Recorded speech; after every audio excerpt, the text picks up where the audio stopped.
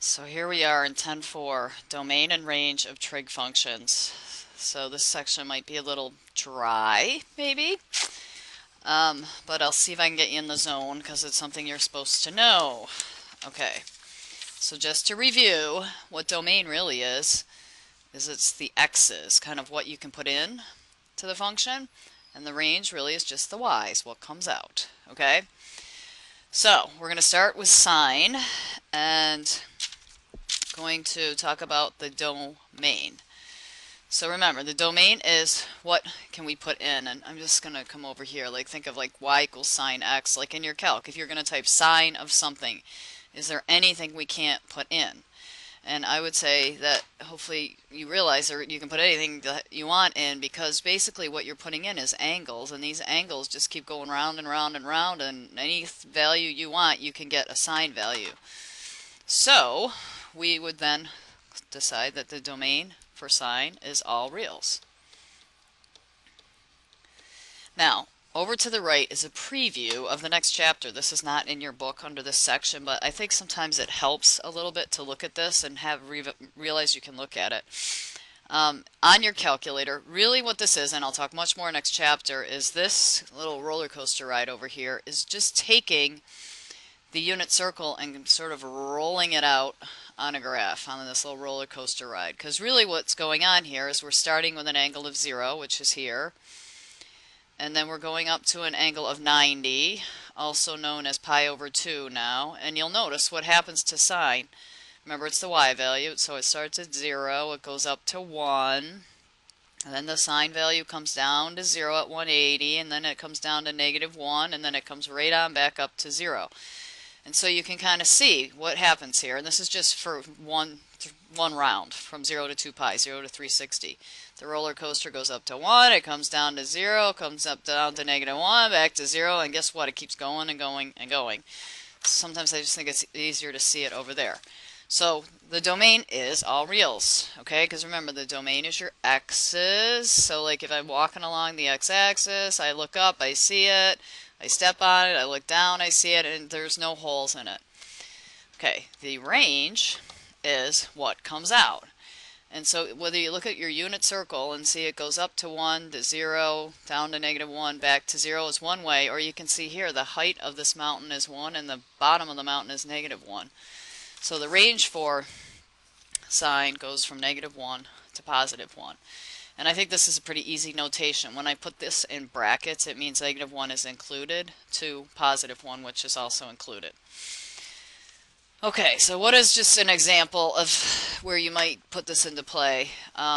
It's harder for me to give good examples for these more straightforward ones, but it just sort of helps you think about if someone says, hey, figure out what is the sine of 3 pi over 2. Remembering that 3 pi over 2 is just the y value. Just to review a little, so this is 0, this is pi over 2, 2 pi over 2, 3 pi over 2. So I can just count by pi over 2's and get here, and this is equal to -1. And when you're thinking about it, like the range is, goes as low as -1, as high as 1, so you better get an answer that comes out that's within that range.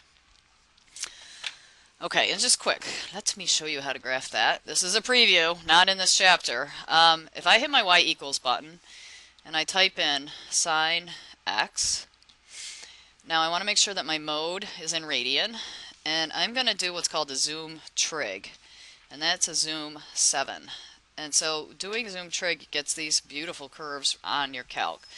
Now if you want this to look like what I have on your sheet, if you hit your window button and you type in 0 for your x min, and this is actually set pretty close to 2 pi, but I can actually type 2 pi in to my calculator, and I guess the way I have my y min and y max set is at -1 to +1. And I also on that picture have it set so that the tick marks, the scale, is pi over 2. So I'm just going to type that in. So second pi over 2. And so now that I've done that, I'm going to just go ahead and hit graph, and it will look like what's on your paper. And I just think sometimes this is a helpful way to look at it. Okay, moving right along. Cosine. So I'm not going to spend a lot of time on cos because I'm going to basically say the same thing, because sine and cosine are friends, really, and what they do. You can put anything you want, figure out the cosine of any angle on the face of the earth. Similar to sine, the range goes from -1 to 1. And you can see the picture over here. So remember, cosine is your x value, so it just does a little different thing, but it's basically doing the same thing. And you can see over here. So at its value of 0, the cosine is 1. So this roller coaster, you start on the top and you go zipping on down and back up. So it's basically the same, it's just shifted. More on that next chapter. Okay, so just an example where we might kind of think about this whole concept is if someone says, hey, what's the cosine of pi? If in your head you're like remembering, oh, the range, it goes from -1 to 1, and then from before, hopefully then you realize, oh, pi is really 180, and the cosine is just that x value, -1. Okay, on to some more interesting ones. Tangent. So, tangent, in order to really think about it from the domain range perspective, and this is where things are going to get a little more wild and crazy. If you recall, tangent is equal to, so the tan of an angle is equal to the sine of the angle over the cos of the angle. And I've actually mentioned this before. I'll try not to get too into the confusion of it, but in any case, we are not in mathematics allowed to divide by 0. So anytime cosine is 0, we've got trouble. So cosine, remember, corresponds to the x values. So we have trouble here at 90, and we have trouble down here at 270. And I'm going to change my calc back into degrees for a minute, just for kicks, since that's what I'm talking about. It's good practice. So I'll go down here, change this into degrees, and your calc will always keep straight on this. So if I hit tan 90 and I try to get my calc to give me a value, it says domain error. It's saying undefined. Okay? So just to review, why is it undefined at 90? Well, remember, it's sine over cos, y over x, and so 1 over 0 is undefined. So that causes us, and once again, remember this is a little preview, this little old y equals tan x over here. That causes us to have something called asymptotes, which we've actually seen before. And these asymptotes are occurring in the graph when I actually roll this thing out onto the x-axis at the places where it's undefined. So at pi over 2 it's undefined, and at 3 pi over 2 it's undefined, and if this is some crazy angle that goes around a couple times, if I come around here one more time, so if I go to 360 plus 90 it's undefined, if I add another 180, so basically every time I add 180 from these undefined places I come into trouble, okay? And that's what is creating these asymptotes. So here we go. The domain then for tangent is it can be all reals, but we have to have an exclusion here, except pi over 2 is trouble. Pi over 2, right here, I'll make it in red. So except pi over 2. So the difference here is now I'm writing this in terms of the radians. Except pi over 2 plus any integer, like 1 for instance, so plus 1 times pi, or plus 2 times pi, because that gets me back around again, or 3 times pi, so plus n pi, where n is an integer. So that's the exception. Anywhere else, I can get an angle. Okay. The range, however, for tangent is all reals.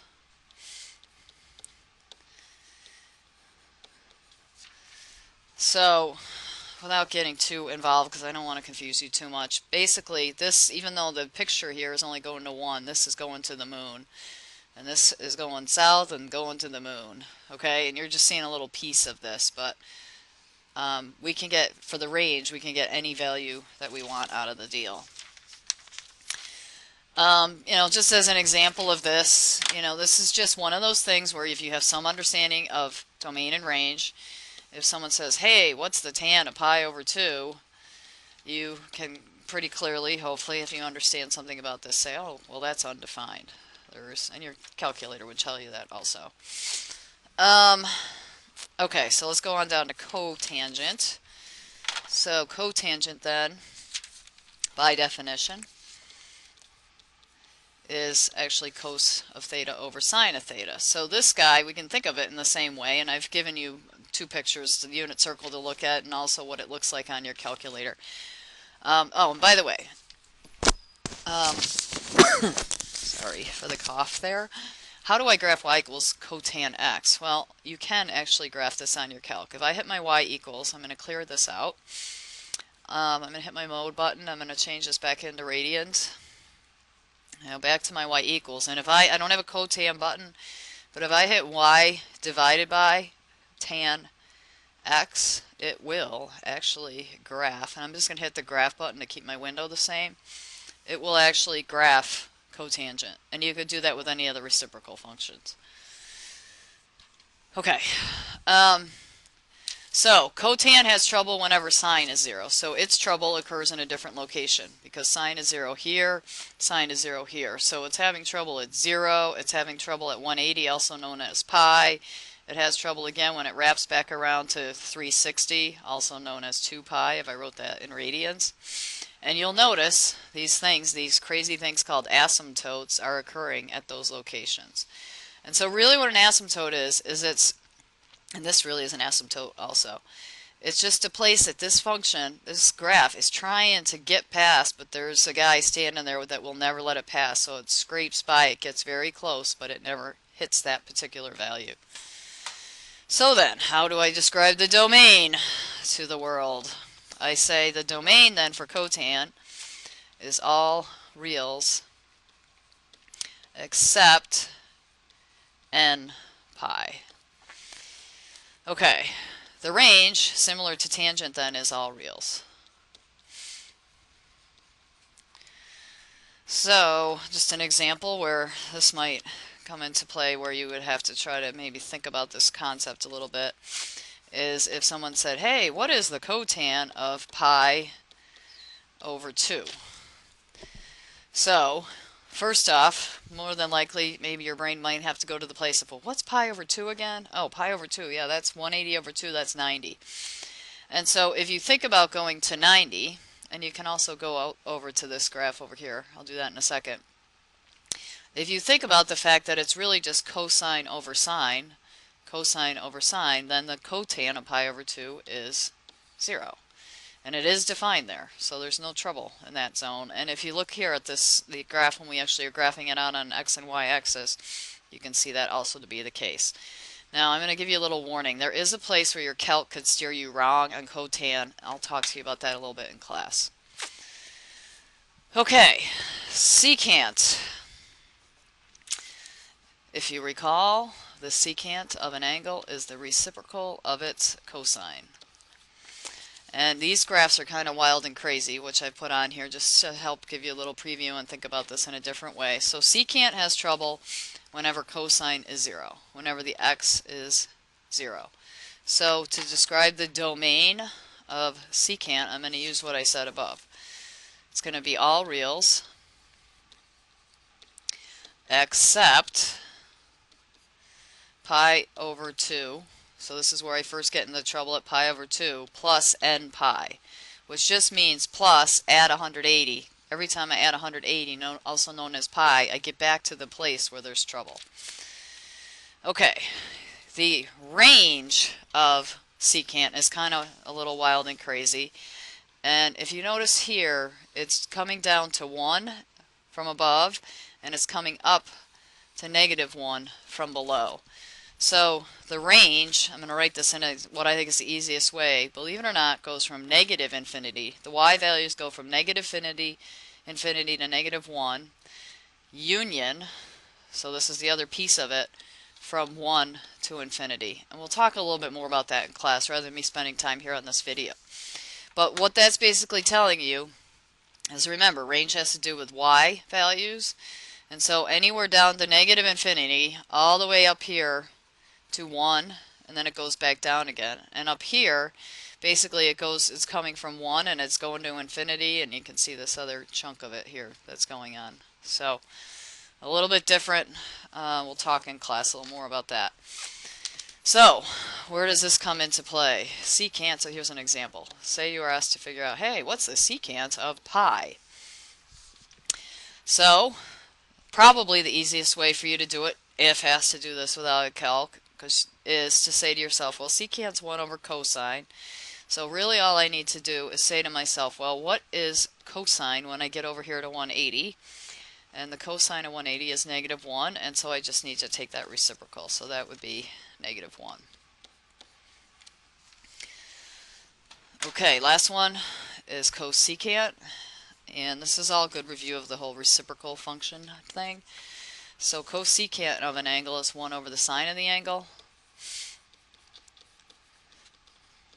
And so this guy's got trouble whenever sine is equal to 0, because we are not allowed to divide by sine. So the domain then is all reals,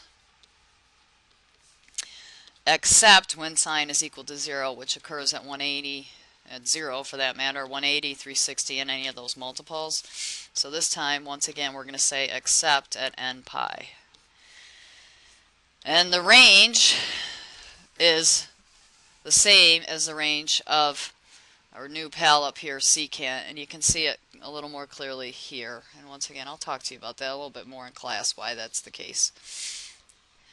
So the range then goes from -infinity to -1. And then the reason I have to make it separate is because there's a little break in the action here. Okay, so union 1 to infinity. Okay, so what would be an example where you'd have to be able to think about this, especially without a calculator? And this is an example kind of where you might have to think a little bit harder. So say someone says, hey, figure out the cosecant of 15 pi over 2. So this one is not going to be as familiar to you. So this would be a situation where there's a couple wraps on this. So one of your options would be to subtract 2 pi a bunch of times till you got it to a place that you could relate to it. It's possible, though, it might be easier for you to, for a minute, go into degrees. So this 15 pi over 2, if I decided to just think about this in terms of degrees, it would be 15 times 180 divided by 2, which is a big angle. So if I just keep taking 360 off, hopefully I am going to find myself into an angle I can relate to. So I'll take another 360 off, another 360 off, and sure enough, I have landed here at 270, which is something I can deal with. So I'm going to come back over here and say, okay, 15 pi over 2 really is just a long way to get myself to 270. And so if I think of cosec as a reciprocal of sine, which in this case is -1, then I just take the reciprocal of -1, which is also -1. If you remember, -1 over 1, flip it, is 1 over -1, still a -1. Okay, so I think that's all I want to say about this for now. What I would like to do is, there's not MathXL for this. I couldn't really find good questions to get you going on this, so I've given you a sheet, and you should take the sheet out and see if you, on your own, without looking at this, could give it a go to fill out this whole concepts of domain and range. You might want to take another look at it before you do it. But anyway, there you have it.